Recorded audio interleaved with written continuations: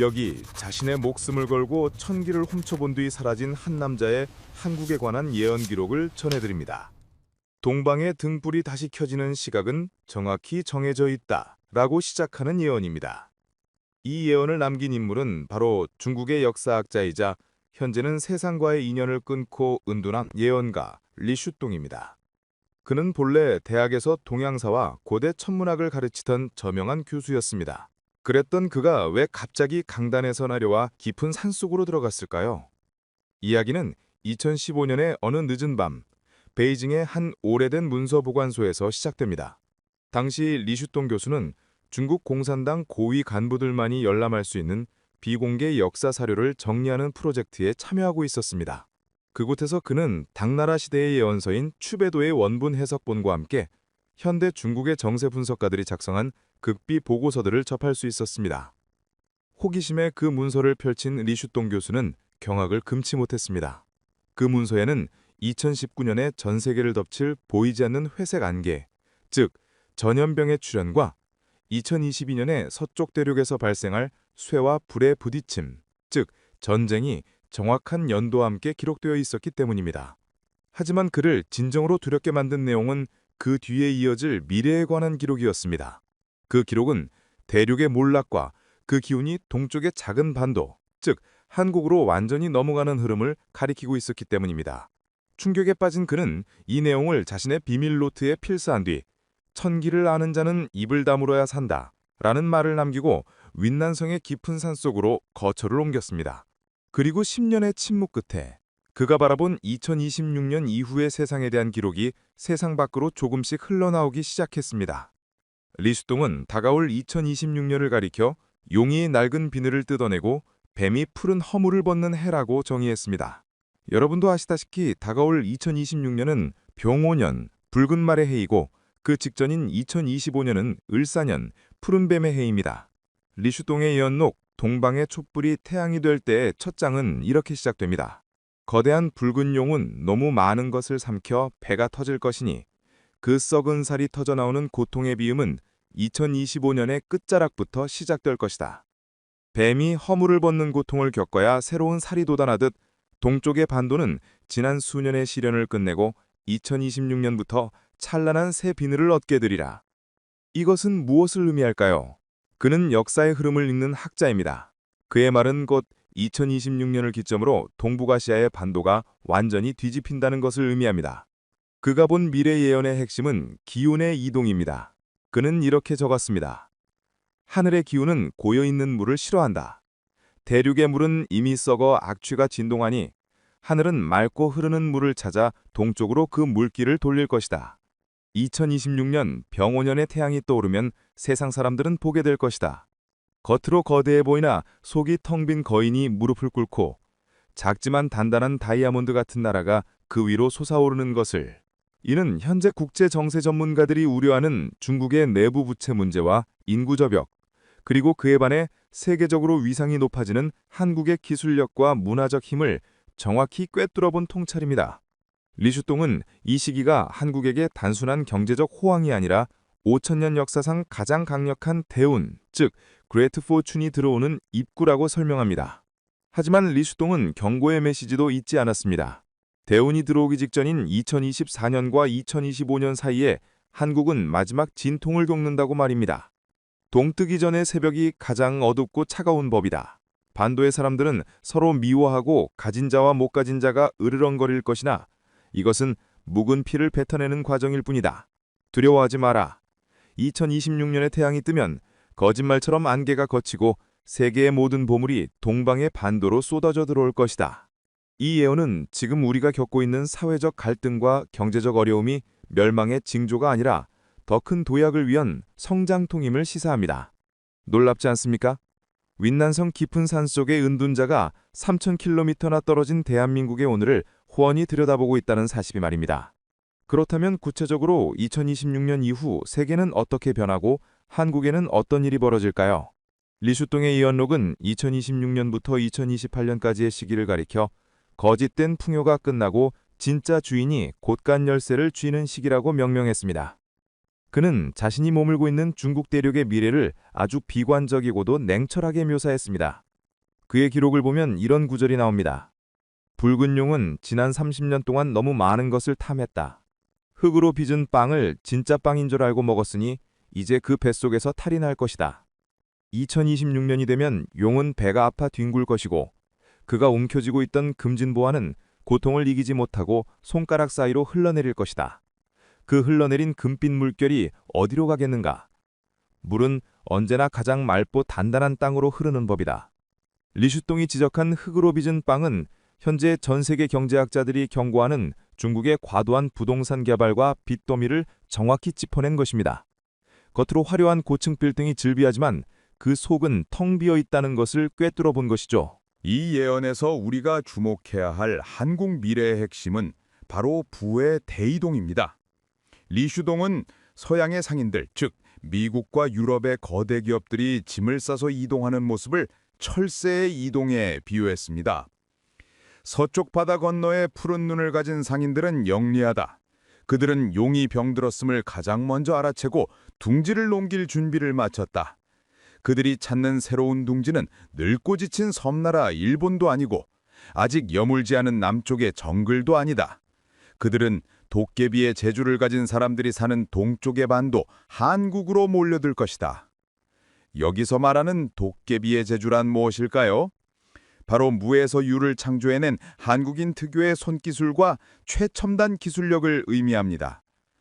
리슈동은 2027년경이 되면 전 세계가 한국의 물건을 쓰지 않고는 하루도 살 수 없는 세상이 올 것이라고 단언했습니다.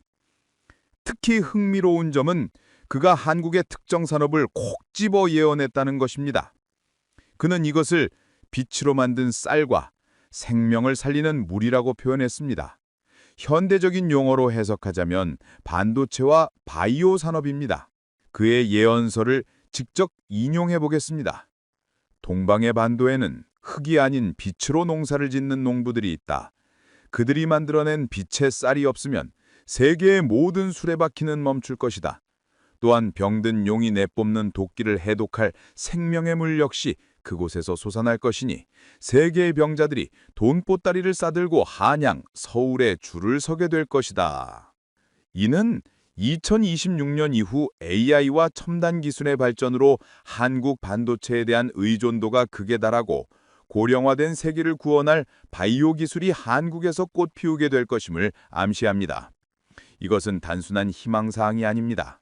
실제로 미국의 유수 연구소들이 한국을 미래 기술의 핵심 기지로 지목하는 것과 소름 끼치도록 일치하는 예언입니다. 리슈동은 2028년을 기점으로 결정적인 사건이 일어날 것이라고 보았습니다. 그는 이 해를 가면이 벗겨지는 해라고 적었습니다. 2028년 붉은 용은 자신의 건재함을 과시하려 큰 잔치를 벌이려 하겠으나 국제 행사나 무력 시위 등 곳간이 비어 잔치상에 올릴 것이 없음을 들키게 된다. 그때 주변의 작은 나라들이 더 이상 용을 두려워하지 않게 되고 진정한 동방의 맹주가 누구인지 깨닫게 되리라. 이는 중국의 경제력이 한계에 봉착하여 주변국에 대한 영향력을 상실하고 그 빈자리를 한국의 소프트파워와 경제력이 대체하는 순간을 묘사한 것입니다. 과거에는 중국 눈치를 보느라 바빴던 나라들이 2028년부터는 한국과 손을 잡기 위해 앞다투어 러브콜을 보내게 된다는 것입니다. 이것이 바로 리슈동이 말한 2026년 이후의 미래 예언, 즉 한국 중심의 질서 재편입니다. 하지만 여기서 끝이 아닙니다. 리슈동은 한국의 번영이 단순히 물질적인 풍요에서 멈추지 않는다고 말합니다. 그는 한국인들에게는 돈보다 더 중요한 사명이 기다리고 있다고 강조합니다. 곳간이 차면 인심이 난다 했다. 남쪽의 곳간이 가득 차고 넘칠 때 저 북쪽의 차가운 땅에서 들려오는 신음소리를 더 이상 외면할 수 없는 때가 온다. 하늘은 한국에게 부를 먼저 준 이유가 있다. 그것은 곧 다가올 형제와의 만남을 준비하라는 뜻이다. 놀랍게도 그의 시선은 이제 휴전선을 넘어 북쪽을 향하고 있습니다. 중국의 몰락은 곧 북한을 지탱하던 뒷배가 사라진다는 뜻이기도 합니다. 리슈동은 2029년이 다가오면 총 한 방 쏘지 않고도 북쪽의 빗장이 스르르 열리는 기적 같은 일이 일어날 것이라고 예언했습니다. 그가 본 2029년의 한반도는 어떤 모습일까요? 전쟁의 공포가 사라지고 막혔던 혈관이 뚫리듯 남과 북이 하나로 연결되는 그날의 풍경. 리슈동은 이를 끊어졌던 허리가 이어지니 대륙을 달리는 호랑이의 기상이 되살아난다라고 표현했습니다. 리슈동의 예언록에서 가장 믿기 힘들지만 한국인이라면 누구나 눈시울이 뜨거워질 수밖에 없는 대목이 바로 2029년부터 2033년까지의 기록입니다.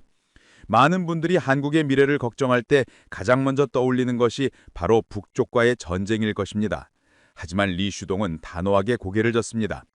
그는 2026년부터 시작된 한국의 대운이 너무나 강력해서 북쪽의 어두운 기운이 감히 범접할 수 없다고 말합니다.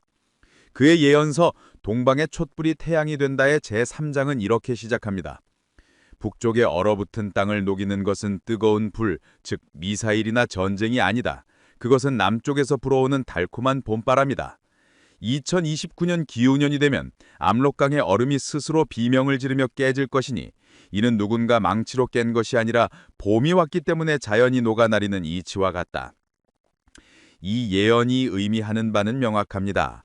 앞서 말씀드린 대로 2026년 이후 중국, 즉 붉은 용이 병들어 더 이상 북한을 돌볼 수 없게 되면 북쪽의 빗장은 내부에서부터 녹아내리기 시작한다는 것입니다. 리슈동은 이 과정을 아주 구체적이고 서정적으로 묘사했습니다. 경계선에 서 있는 병사들이 창을 내려놓은 이유는 적이 무서워서가 아니다. 남쪽에서 풍겨오는 밥 짓는 냄새와 노랫소리에 취해 스스로 창을 쥐는 힘을 잃었기 때문이다. 2030년이 되면 철조망은 녹슨 거미줄처럼 힘없이 걷어질 것이고 굶주린 형제들은 무기를 버리고 숟가락 하나만 들고 남쪽을 향해 걸어올 것이다. 이것은 물리적인 전쟁 없이 압도적인 경제력과 문화의 힘으로 북한이 한국에 자연스럽게 동화되는 평화적인 흡수를 예언한 것입니다. 미국이나 서방의 전문가들이 흔히 말하는 레짐 체인지라는 결이 다릅니다. 피 한 방울 흘리지 않고 마치 오랫동안 헤어졌던 가족이 문을 열어주듯 자연스럽게 하나가 된다는 것입니다. 리슈동은 특히 2031년 신해년을 한 지붕 두 가족이 밥상을 합치는 해로 지목했습니다.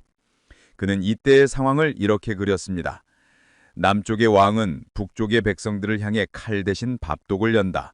과거에는 서로가 늑대라 칭하며 으르렁거렸으나 이제는 힘센 동생이 병든 형을 부축하는 형국이라. 주변 강대국들이 이 모습을 보고 배가 아파 회방을 놓으려 하겠지만 이미 남쪽 나라의 국군이 한이를 찌르니 감히 누구도 그 만남을 막지 못하리라. 상상해 보십시오. 총성이 오가는 동일이 아닙니다. 우리가 땀 흘려 일궈낸 부로 북한 동포들을 먹여 살리고 그들이 우리에게 고마워하며 진심으로 따르는 그런 미래입니다. 이것이 바로 우리가 꿈꾸던 진정한 승리가 아니겠습니까? 리슈동이 본 한국 미래 예언 속에서 동일은 재앙이 아니라 축복이자 완성입니다. 그렇다면 통일 이후 우리는 경제적으로 힘들지 않을까요? 많은 분들이 통일 비용을 걱정합니다. 하지만 리슈동의 예언은 정반대입니다. 그는 2032년부터 2033년까지 한반도에 황금의 시대가 열린다고 적었습니다. 막혀있던 혈관이 뚫리니 피가 돈다. 북쪽의 험한 산 속에 점자던 검은 보물, 즉 지하자원들이 깨어나 남쪽의 기술과 만나니 그 가치가 황금산을 이룬다. 섬나라였던 한국은 이제 대륙의 꼬리가 아니라 대륙의 머리가 되어 기차를 타고 유럽까지 달리는 거대한 용으로 변신한다. 2026년부터 시작된 국군의 상승세가 통일이라는 날개를 달고 폭발하는 시점이 바로 이때입니다. 북한의 풍부한 자원과 노동력, 남한의 자본과 기술이 결합하여 전 세계가 부러워하는 초강대국으로 성장한다는 시나리오입니다. 이는 단순한 희망 고문이 아닙니다. 지정학적으로도 대륙과 해양을 잇는 완전한 국가의 탄생은 엄청난 시너지를 낼 수밖에 없기 때문입니다. 하지만 리슈동은 이 찬란한 번영의 시기에도 우리가 놓치지 말아야 할 중요한 가지를 경고했습니다. 바로 마음의 준비입니다. 땅이 하나가 되고 경제가 합쳐지는 것은 눈에 보이는 변화일 뿐입니다. 그는 50년 넘게 떨어져 살았던 사람들의 마음이 합쳐지는 과정에서 큰 혼란이 올 수 있다고 보았습니다. 물질적으로는 풍요로워졌지만 정신적으로는 갈피를 잡지 못하는 시기. 그래서 리슈동은 2034년 즈음에 한국에서 전 세계를 놀라게 할 특별한 인물이 등장할 것이라고 예언했습니다. 그는 정치인도 아니고 재벌도 아닙니다. 병든 사람들의 마음을 어루만지고 갈라진 틈을 메워줄 치유자, 힐러이자 의인입니다. 리슈동은 이 인물의 등장을 두고 동방의 등불 속에서 가장 밝은 심지가 타오른다고 표현했습니다. 전 세계가 우울과 다툼, 물질 만능주의의 허무함에 빠져 허우적거릴 때 한국의 시골 어느 촌부의 모습으로 혹은 아주 평범한 이웃의 모습으로 나타나 인류에게 새로운 정신적 가치를 전파할 그 사람. 서양의 예언가들이 말하는 메시아나 구세주와는 조금 다른 지극히 한국적이고 인간적인 그 의인은 과연 누구일까요? 리슈동의 예언록은 2034년부터 2038년까지의 시기를 인류 역사상 가장 고통스럽지만 동시에 가장 위대한 치유가 일어나는 영적 개벽의 시기로 정의합니다. 앞서 말씀드렸듯 2026년부터 시작된 대운으로 한국은 통일과 경제적 번영을 이뤘지만 바다 건너 서쪽 세계와 대륙은 상황이 다릅니다. 리슈동은 이 시기의 세계를 이렇게 묘사했습니다. 사람들이 황금으로 된 집에서 살지만 눈에는 생기가 없고 가슴에는 차가운 바람이 분다. 서양의 약으로도 고칠 수 없는 마음의 회색 역병이 전 세계를 덮치니 멀쩡한 젊은이들이 거리를 헤매고 스스로 생명의 끈을 놓으려 한다. 이것은 총칼보다 더 무서운 영혼을 갉아먹는 보이지 않는 전쟁이다. 이는 물질 만능주의의 끝에서 찾아온 전 인류적 우울증과 마약, 정신적 공황 상태를 예견한 것입니다. 과학 기술은 발전했지만 인간의 존엄성은 바닥에 떨어진 디스토피아적 미래를 경고한 셈입니다. 그런데 바로 이 절망의 순간 리슈동은 한국 쪽으로 고개를 돌리며 눈을 반짝입니다. 그는 2035년 을묘년 즈음에 한국의 깊은 산골 혹은 아주 평범한 시골 마을에서 세상을 치유할 의인이 모습을 드러낸다고 예언했습니다. 이 대목은 리슈동의 예언 중 가장 신비롭고 영적인 부분입니다. 동방의 등불이 켜진 나라, 그 중에서도 가장 맑은 기운이 모이는 곳에서 한 늙은 농부와 같은 이가 일어난다. 그는 왕관을 쓰지도 않았고 손에 법전을 들지도 않았다. 하지만 그가 내놓는 생명의 물과 오래된 지혜는 병든 세계인들의 가슴속에 박힌 가시를 녹여버린다. 서양의 의사들이 고개를 저으며 포기한 환자들이 한국으로 향하는 비행기에 몸을 싣는다. 여기서 말하는 의인이라는 것은 특정 종교의 교주나 초능력자가 아니라 평생을 묵묵히 한국의 땅을 지키며 우리가 잊고 살았던 효나, 예, 홍익의 정신을 몸소 실천해온 우리의 아버지, 어머니 같은 존재를 상징합니다.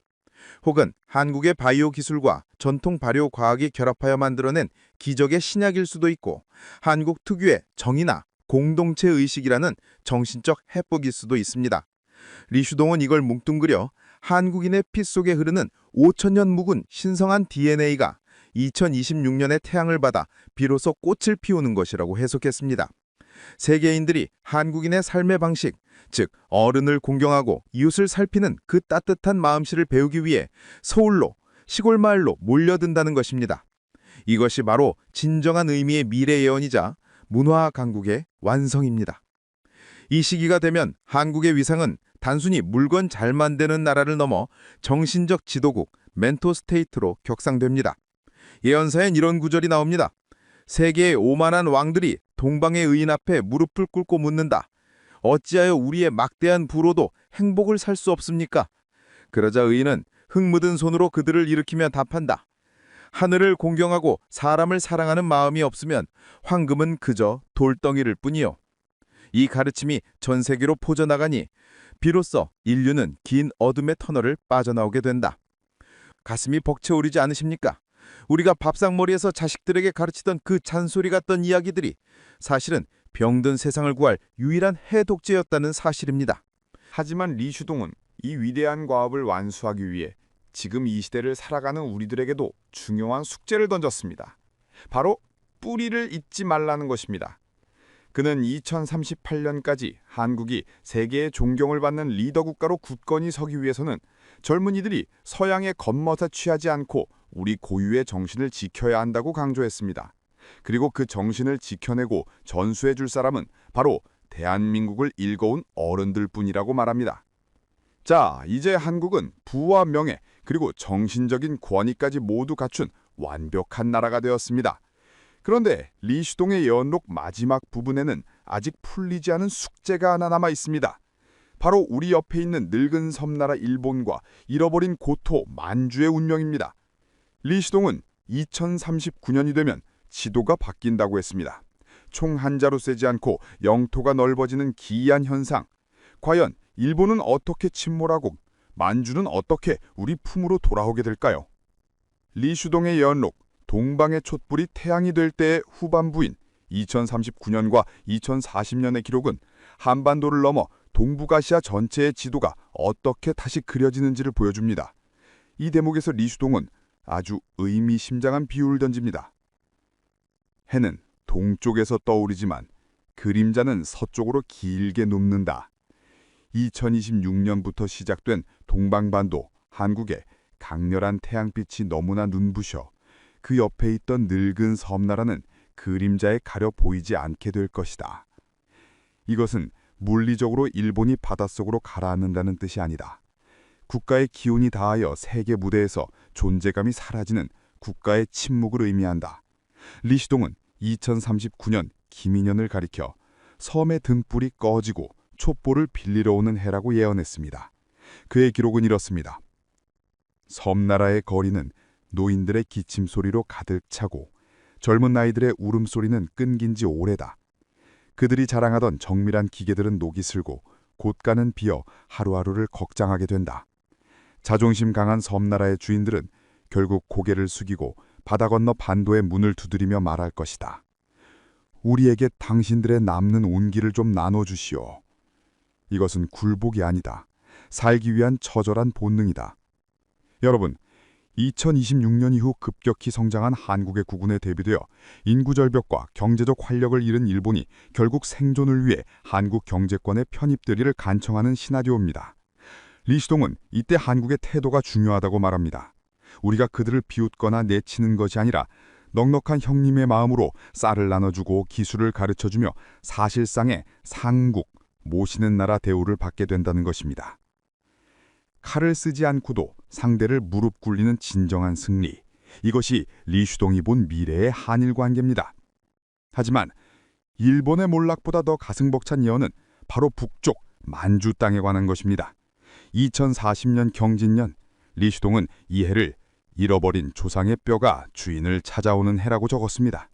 앞서 말씀드린 대로 중국 붉은 용의 힘이 빠지고 내부가 분열되면서 중앙정부의 통제력이 동북쪽 변방 만주까지 미치지 못하게 됩니다. 이때 이미 통일을 이루고 강력한 경제대국이 된 한국의 영향력이 자연스럽게 국경을 넘어 퍼져나갑니다. 리슈동은 이 과정을 아주 서정적으로 묘사했습니다. 국경선에 처진 철조망은 녹아내려 의미가 없어진다. 만주의 넓은 벌판에 사는 사람들은 베이징의 붉은 깃발보다 서울의 푸른 깃발을 더 사랑하게 된다. 그들은 스스로 장사꾼이 되어 한국의 돈을 쓰고 한국의 말을 배우며 마침내 스스로 한국의 울타리 안으로 들어오기를 청한다. 이것은 군대를 보내 땅을 뺏는 침략이 아니다. 경제와 문화의 힘으로 국경의 의미가 사라지고 과거 고구려와 발해의 영토였던 그곳이 자연스럽게 광역 한국 경제권에 흡수되는 과정이다. 리슈동은 이렇게 덧붙였습니다. 땅의 신은 원래 주인을 기억한다. 2000년 전 그 땅을 호령했던 호랑이의 후손들이 다시 돌아오니 만주의 흙과 바람이 춤을 추며 그들을 반긴다. 2040년의 지도를 펼치면 압록강과 두만강은 더 이상 국경이 아니라 그저 나라 안을 흐르는 강이 될 것이다. 상상만으로도 전율이 흐르지 않으십니까? 우리가 교과서에서나 보며 안타까워했던 그 드넓은 만주벌판이 2026년부터 차곡차곡 쌓아올린 우리의 국력 덕분에 피 한 방울 흘리지 않고 우리 생활권으로 들어오게 된다는 것입니다. 리슈동은 이 거대한 영토의 확장이 가능했던 이유를 덕에서 찾았습니다. 한국은 칼로 흥한 자는 칼로 망한다는 것을 안다. 그래서 그들은 총칼 대신 덕과 부로 이웃을 감싸 안았다. 주변의 작은 부족들과 성들이 스스로 성문을 열고 한국의 백성이 되기를 자청하니 이것이 바로 왕도의 길이다. 즉, 2040년의 한국은 단순한 영토 확장을 넘어 주변국이 존경하고 따르는 아시아의 진정한 맹주가 된다는 예언입니다. 서양의 싱크탱크들은 이를 경제적 화병이나 연방제라고 분석하겠지만 리슈동의 눈에는 그것이 바로 고구려의 부활이었던 것입니다. 이제 한국은 남으로는 일본을 경제적으로 영향권에 두고 북으로는 만주까지 뻗어나가는 명실상부한 제국, 엠파이어의 위용을 갖추게 되었습니다. 2026년, 병오년에 붉은 말이 달리기 시작한 지 불과 15년 만에 일어난 기적입니다. 자, 이제 리슈동의 예언록은 마지막 한 장만을 남겨두고 있습니다. 모든 것이 완성된 2045년, 세계의 중심이 된 서울의 모습은 어떠할까요? 드디어 리슈동의 예언록, 동방의 촛불이 태양이 될 때의 마지막 장 2045년의 기록을 펼칠 차례입니다. 2026년 병오년의 붉은 말과 함께 시작된 한국의 질주는 20년이 지난 2045년 을축년에 이르러 비로소 완성됩니다. 리슈동은 이 시기를 가리켜 하늘의 중심축이 이동을 마친 해라고 정의했습니다. 그는 떨리는 필체로 이렇게 적었습니다. 보라, 서쪽 하늘을 날던 거대한 흰머리 독수리 미국이 쉴 곳을 찾아 동쪽으로 날아온다. 독수리는 늙고 지친 섬 일본을 지나치고 탐욕스러운 용을 피해 가장 맑은 기운이 솟아오르는 한강변에 새로운 둥지를 튼다. 2045년이 되면 세계의 모든 길은 로마가 아니라 서울로 통할 것이다. 이는 미국의 패권이 한국과 완전히 결합하거나 혹은 한국이 미국을 넘어서는 세계 질서의 중심축, 글로벌 스탠다드가 된다는 뜻입니다. 정치, 경제, 문화의 중심이 서양에서 동양으로, 그 중에서도 대한민국으로 완전히 넘어오는 개벽의 순간입니다. 리슈동이 묘사한 2045년의 서울 풍경은 우리에게 벅찬 감동을 줍니다. 푸른 눈의 이방인들이 한글로 된 책을 끼고 경복궁을 거닐며 한국의 예법을 배우기 위해 줄을 선다. 세계의 대통령들은 취임하면 가장 먼저 서울을 찾아와 동방의 지혜를 구한다. 한국의 말은 세계의 공용어가 되고 한국의 젓가락질은 가장 고상한 식사 예절이 된다. 이것은 총칼로 정복한 것이 아니요 오직 높은 문화의 힘으로 세계를 감화시킨 결과다.